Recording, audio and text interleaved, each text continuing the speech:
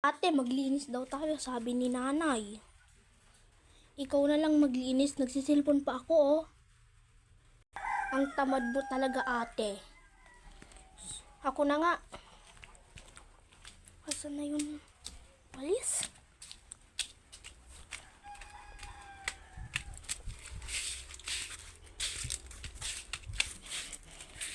Bunso, bili ka nga ng litro kina Aling Tiri.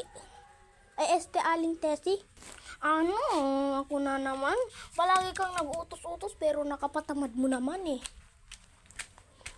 Mga anak, nandito na ako. Uy, nandito na si nanay. May nakalimutan pala ako bago ako umalis. Kung sino ang maglilinis ay bigbig yan ko ng 5,000.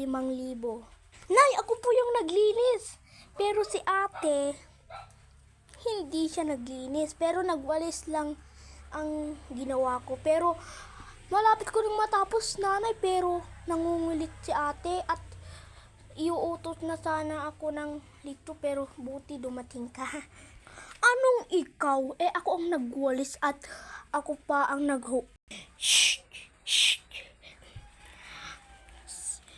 Anong sasabihin ko na? Para malaman natin